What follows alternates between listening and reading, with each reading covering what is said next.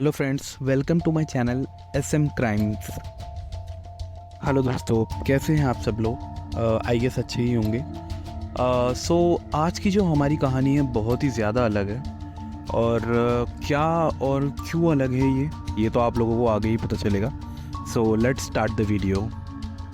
सो दोस्तों, हमारी कहानी की शुरुआत होती है 2 जुलाई 1995 में। रात तकरीबन 11 बज रहे थे और ये बात है दिल्ली के जनपद इलाके की, जब एक रात दो लोग, जिनमें से एक कांस्टेबल अब्दुल नाजिर और होमगार्ड चंद्रपाल, अपनी रात की नाइट की ड्यूटी पर उस रोड पर गश्त लगा रहे थे।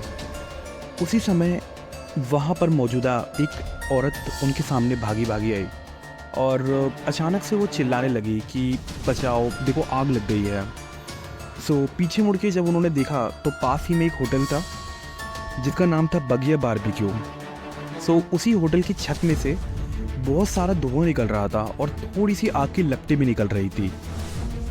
तो कांस्टेबल अब्दुल नाजिर और होमगार्ड चंद्रपाल जल्दी से भाग के उस होटल के पास गए और उन्होंने देखा कि होटल के गेट के बाहर लॉक लगा हुआ था और वो लॉक अंदर से लगा हुआ था।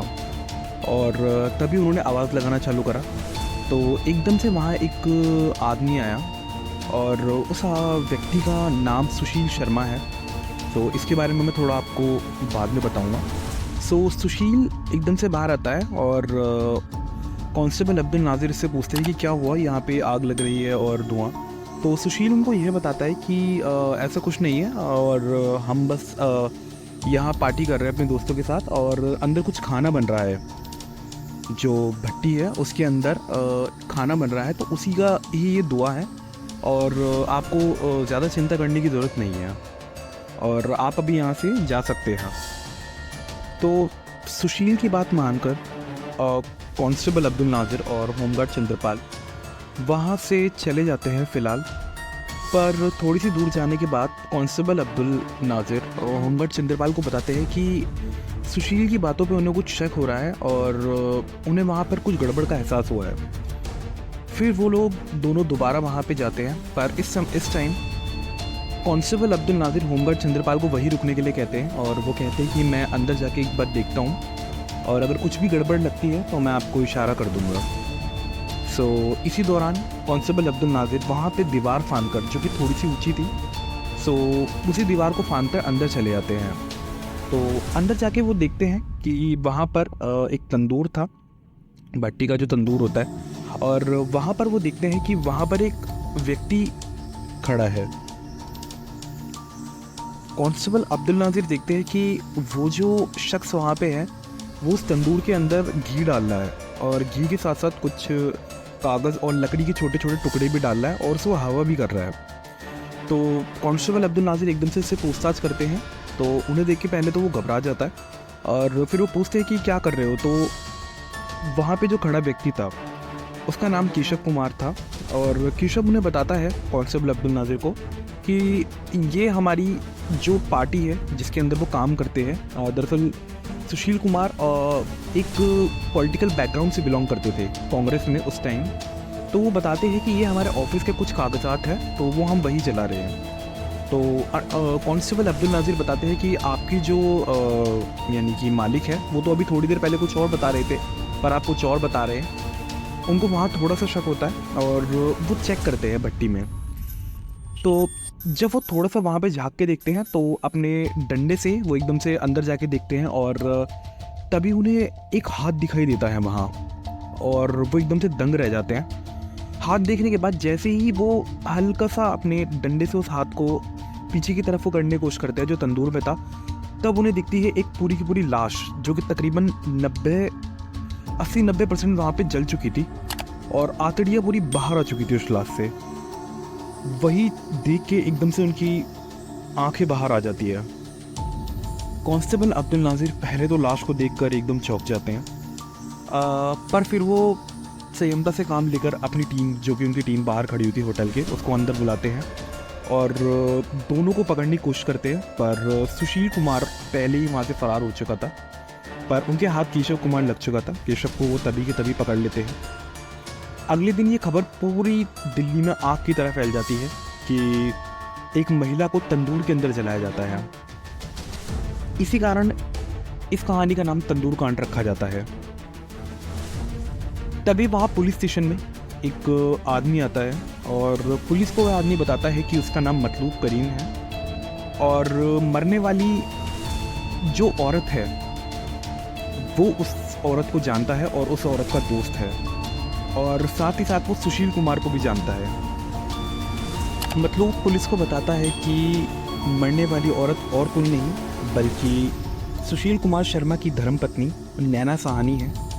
सुशील वही व्यक्ति है जो कि बगिया रेस्टोरेंट के मालिक थे और उस रात वहाँ से होटल से फ़रार हो जाते हैं।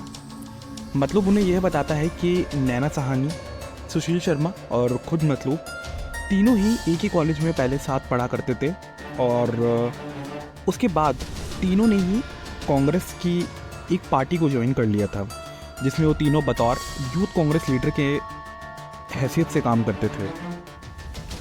मतलब पुलिस को यह भी बताता है कि कॉलेज के दिनों में नैना साहनी और सुशील शर्मा बहुत ही ज़्यादा करीब आ गए थे।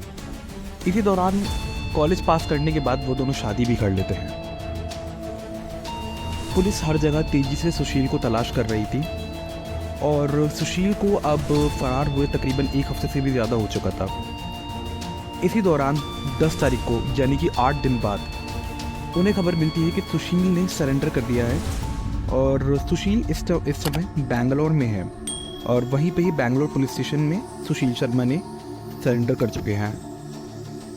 सरेंडर होने के बाद पुलिस सुशील से पूछताछ शुरू करती है और पहले तो सुशील मना कर देता है कि उसका कोई भी इन्वॉल्वमेंट इस केस में नहीं है, पर होमगार्ड चंद्रपाल और कांस्टेबल अब्दुल नाजिर दोनों बताते हैं कि जिस समय वारदात हुई थी तब सुशील वहीं पे था और फरार हो गया था। थोड़ी ही देर बाद सुशील पुलिस को सब कुछ बताना शुरू करता है।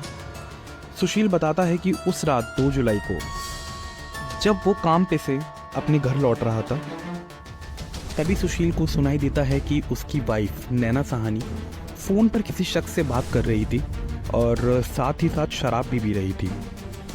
सुशील के घर के अंदर आने के बाद नैना एकदम से फ़ोन काट देती है और बाहर बैल्कनी में चली जाती है। सुशील के पूछने पर नैना बताती है कि वह किसी से भी बात नहीं कर रही थी, पर सुशील को थोड़ा शक होता है और सुशील उस फ़ोन में लास्ट डायल नंबर को मिलाता है। लास्ट डायल नंबर को मिलाने के बाद वहाँ से जो व्यक्ति फ़ोन उठाता है वह अपना नाम मतलूब करीम बताता है। सुशील को तब पता चलता है कि नैना मतलूब करीम से ही बात कर रही थी। सुशील के पूछने पर नैना साफ साफ इनकार कर देती है। सुशील और नैना की बहस भी हो जाती है इसी बात पे और दोनों का झगड़ा बहुत ज़्यादा आगे बढ़ जाता है। इसी गुस्से में सुशील अपने ड्रॉर में से एक गन निकालता है और ज़्यादा गुस्सा होने के कारण उनकी ज़्यादा बहसबाजी हो जाती है, जिससे कि सुशील उस गन को नैना पर चला देता है और इसी दौरान नैना की मौत भी हो जाती है। सुशील नैना पर तकरीबन 3 गोलियां चलाता है। नैना के मरने के बाद पहले तो सुशील को समझ ही नहीं आता है कि अब वो क्या करे और उसने ये क्या कर दिया है, और सिर्फ थोड़ी देर बाद सुशील नैना की लाश को ठिकाने के बारे में सोचता है। इसी दौरान वो अपने एक दोस्त जिसका नाम केशव कुमार था, जिसका जिक्र हमने कहानी में पहले भी करा था, उसकी मदद लेता है। तब वह सोचता है कि नैना की लाश को तंदूर के अंदर ही जलाना ठीक रहेगा और फिर सुशील नैना की लाश को अपनी गाड़ी में रखकर अपने रेस्टोरेंट बगिया बारबेक्यू में ले जाता है और इस वारदात को अंजाम देता है। सुशील शर्मा की सारी बातें सुनने के बाद पुलिस सुशील को गिरफ्तार कर लेती है। सुशील पर तकरीबन 8 साल तक मुकदमा चलता है और 7 नवंबर 2003 को सुशील को फांसी की सज़ा सुनाई जाती है कोर्ट के द्वारा। साथ ही साथ उसकी फ्रेंड केशव कुमार को भी कोर्ट द्वारा 7 साल की सज़ा सुनाई जाती है। कुछ ही सालों बाद 8 अक्टूबर 2013 में सुशील के जेल में अच्छे व्यवहार की वजह से सुशील की फांसी की सज़ा को माफ़ करके सुशील को आजीवन कारागृह की सज़ा देती है। पर उसके बाद 21 दिसंबर 2018 में फाइनली सुशील को जेल से रिहा कर दिया जाता है उसके अच्छे व्यवहार की वजह से। को ये वीडियो अच्छी लगी तो प्लीज़ वीडियो को लाइक करें अपनी राय कमेंट में दे सकते हैं और वीडियो को ज़्यादा से ज़्यादा शेयर करें अपने दोस्तों में।